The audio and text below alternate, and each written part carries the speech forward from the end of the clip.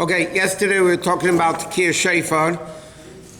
We're discussing why you have Tekiah, Shvarim, Teruah, Tekiah, why you have the three sets of each.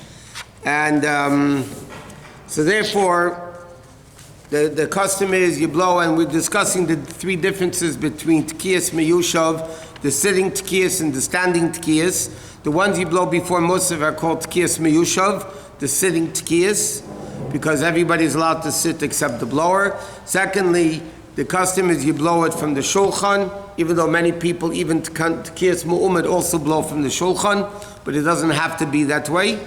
And the third thing we said, that Shvarim Teruah by Tekiyas Meyushav go together. That means you take a slight break, but not a breath. And in the Tekiyas Mu'umad, in the Shemona Esrei, before and after, you take a break between the Shvarim and the Teruah. Now, somebody has to be very careful to make sure they listen to the whole Tekiyas, to all the shofar blowing. If not, they're not Yaitza. So basically, we also learned yesterday, and I'm not going to elaborate more on that, I'll just re-mention it again, and that is the Tekiah has to be as long as the Teruah of that cycle. So in other words, the first Teruah is Shvarim Teruah together. So the Tekiah has to be as long as at least as long as the Shvarim Teruah together. Now there's different opinions in halacha. What happens? Okay, Shvarim is 3, which is like 9 Teruahs, and then you have the 9 Teruahs. So yeah, basically the Shvarim Teruah has to be as long as 18 Teruahs. So now the question: what happens if I blow 50 Teruahs? Does the Tekiah at the beginning and end, does it need to be only 18 for Shvarim and Teruah? Or does it need to be, if I make 30, as long as, then it's 48. Not 48, but whatever. So then there's a different customs. Halachically, it doesn't have to be, as long as it's long enough for 18 Teruahs, the 3 Shvarim and the 9 Teruahs. But some people have a minute, they'll blow the Tekiah as long as the Shvarim Teruah are what they're going to blow. But for the second set, like Tekiah, Shvarim, Tekiah, Shvarim you can't make longer than it is. So Tekiyas don't have to be that long. Teruah also technically doesn't have to be that long. But it could be. It could be. Tekiah could be as long as you want. Huh? Did the Rebbe do it one way or other consistently? The way it sounded like the Rebbe's Tekiyas was long as the Shvarim Teruah as he blew the Teruah. Yeah, the Rebbe used to blow a lot of Teruahs. Huh? No, it's brought down. Even the Rebbe Merashab, one time he blew 60, sometimes he blew 63 Teruahs, sometimes the Rebbe Merash, sometimes he blew 50 something, whatever, 52, 53, I don't remember. But the Rebbe used to blow a lot. Was there a set amount always? I don't know. I mean, I saw Tekiyas many years. I didn't. You're not there counting how many Teruahs he made. The last 30 is also together. Right? Last 30 is also together. Okay? So now, after Tekiah Shofar, you go home, you're ready and know that Hashem is blessing us for the whole year. Now, another din is that once you finish blowing shofar, you're not allowed to blow shofar for no reason at all. You know, let me try your shofar. If you're doing it to practice, but stam to try to blow a shofar to see how it goes, you're not allowed to blow more than the Tekiyas, unless if you're doing it to practice, because you have to go somewhere else to blow. Now the question's like this. What is the minimum shofar blowing for somebody to be Yaitza? What do I mean like that? People go miftzayim, they go to a hospital. So to blow 30 sounds in every room, or even on every floor, is very difficult. What is the minimum amount that a person could be Yaitza, the shofar? So some people say, some opinions say, the minimum is tashrat, tashat, and tarat. Like we blow an Elu, right? Tekiah, Shvarim, Teruah, Tekiah, Tekiah, Shvarim, Tekiah, Tekiah, Teruah, Tekiah. According to that, one opinion, that's the way to go if you're blowing on like a mass scale and you can't keep blowing so much. Other opinions say you should blow tashrat, tashrat, tashrat.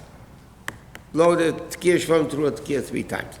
Either one, you're Yaitz in the mitzvah. What did you want? If your person is walking to shul Rosh Hashanah morning, the first day, he hasn't done the shofar yet, but you see somebody now from, can you blow the shofar on it? He hasn't done any something? Yeah, you can make the bracha. Huh? Who makes the bracha? If the person who is hearing, well, halachically, if it's a man, you can even make a bracha for him.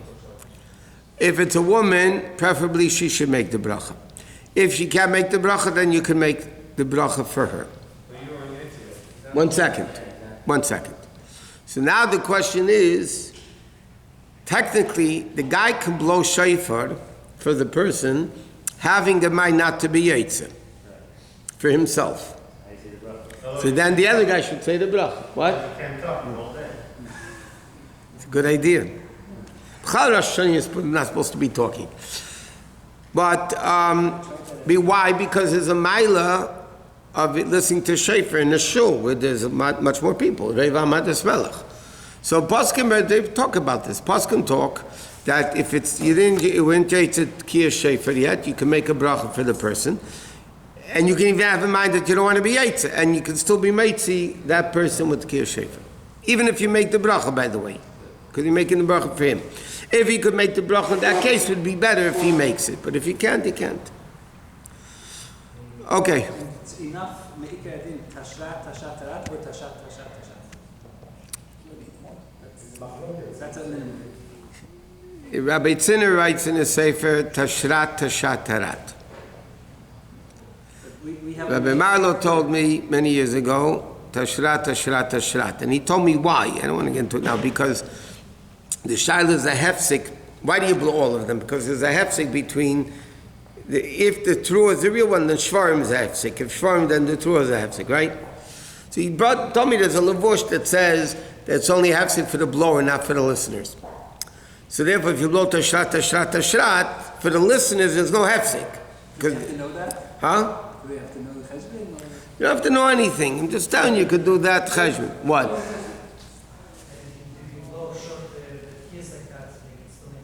They can even make a bracha, yes. So when the Alter Rebbe woke up early to do the He didn't daven, he blew shofar. yes, so he did the bracha. Yeah, of course he did the bracha. And he did the 30. Huh? He did the 30, for sure. Is there anything not to eat before?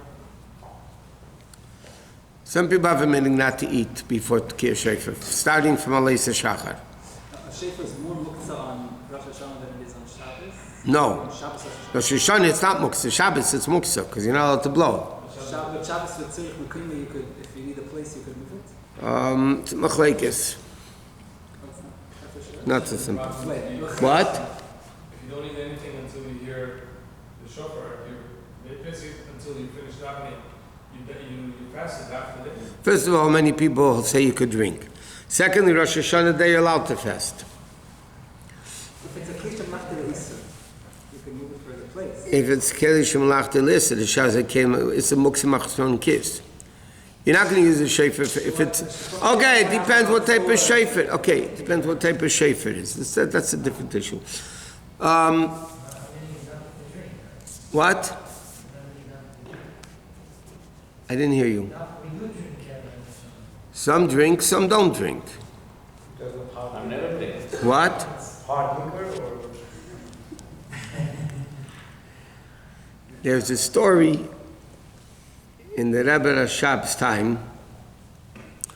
There was a Jew that was thrown into prison before Yom Kippur. And a Jew wanted to ransom him out. To get him, he had to pay the goyim a lot of money. So he went to this non-religious, really rich Jew. And he said, it was Erev Yom Kippur in the afternoon. He said to him, I need, let's say he needed 25,000 ruble, whatever, it was a crazy amount. So he says, I need money to redeem this Jew from prison before Yom Kippur. He says, I'll tell you what. He wanted to make fun of him. He knew it was Erev Yom Kippur. He said, if you drink a whole cup of heavy liquor, vodka, but not the light ones, the heavy ones, 100%. I'll give you 5,000 ruble. The Jew thinks to himself, it's Yom Kippur, but save a Jew. And make a long story short, he drank the first one, he gave him 5,000. He drank another one, gave him another 5,000, gave him another 5,000. Anyway, he ended up drinking, getting the whole 25,000 ruble to redeem the Jew. He was stone drunk out of his mind. Yes? Zerev Yom Kippur. Anyway, he runs and he's excited. He got the Jew out of the prison and the Jew was able to go home. And this chassid is so drunk. No, chassid doesn't pass out. A chassid passes over Pesach, but they don't pass out. Anyway, he came into shul. The Ilam was about to start Konidrei, and this chassid is happy. He just got a Jew out of prison, and he started singing Simchas Torah songs. This is the night of Konidrei. And who cares about the smell? He started singing like Hakafis songs, and the Ilam wanted to kill him. You know, it was shh. Anyway, they said, the Rebbe Rashab said, it seems that Jew's already at Simchas Torah. What did he mean by that? The Jew, what he did, accomplished Yom Kippur is over in his book, Sukkot is over in his book. He's already by the Avodah of Simchas Torah. He did what he did, accomplished all that. There's another interesting story. In the Tavshil Lamed Gimel, it was Lamed Gimel, the sixth Yom Kippur War. So Bechlal, by Rosh Hashanah, by the Rebbe, was very, very serious. The first night of Rosh Hashanah, the Rebbe Bechlal did not talk. The Rebbe didn't talk. Even by the meal that, It's Lamedal, right, 73, Lamedal, and you're right. So the Rebbe Bechlal, even by the meal upstairs he ate with the Chassidim, there was no, normally they asked questions, the Rebbe would answer, there was no discussion. They ate and that was it. So, and after davening, the Rebbe would just walk out of davening, wish L'shon Tov because he saw him, everybody he saw on the way. Simchas Torah, and then later Sukkot would be, the Rebbe would, after Sukkot davening, the Rebbe would say Good Yom Tov, 3 times Good Yom Tov, and everybody would start singing. That year, the first day of Rosh Hashanah, you have to understand, Rosh Hashanah was a very, very serious day. After davening, when the Rebbe was walking out, it was Rosh Hashanah right before the Yom Kippur War. The Rebbe said Good Yom Tov, and he started making with the hands, and so 770 became Simchas Torah. And nobody understood. The older Chassidim were going crazy. What are you doing, Rosh Hashanah? Anyway, that year the Yom Kippur War broke out, and the Rebbe preempted it with the Inyan of Simcha. But normally the Rebbe didn't talk on the first night of Rosh Hashanah. It's brought down by about the Rabbeim. I mean, if you look in the Sfarim, some Rebbes talk, some Rebbes only talked about certain things, some Rabbeim didn't talk at all, some did. It was a whole different system there. Okay. So there was Chichak. So there was Chichak. Rabbi, how come before Reuel and Intro we not the Shofar? First of all, those that hold you could drink before Shofar, hold you could drink before Lulav also. The question is, the issue in halacha is, if before you do a special mitzvah of the day, like a unique mitzvah of the day, which is Shofar and Lulav and Esrig, you don't eat before. Many people don't eat before Tefillin also not. They won't eat before Tefillin, but Tefillin is different because you do it every day. You know what I mean? So it's a whole different story. But it says in halacha, people that are weak are this allowed to drink and eat if they have to. What? Bismillah would also... And Ochanami is brought down that the Baal Simcha should not eat before the bris. The father of the baby should not eat before the bris.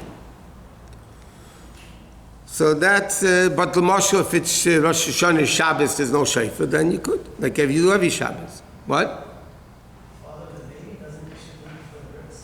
It's brought down in halacha. I mean, you might not know, but that doesn't mean it doesn't say it. You never heard? There's a lot of things a lot of people didn't hear.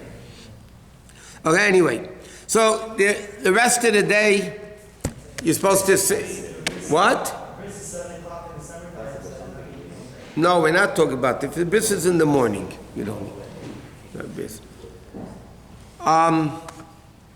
Rosh Hashanah, like we said, you're supposed to do the whole day. You're supposed to be busy saying shh, busy saying Tillim. You shouldn't sleep on Rosh Hashanah because then you're going to have a sleepy year. Or rest.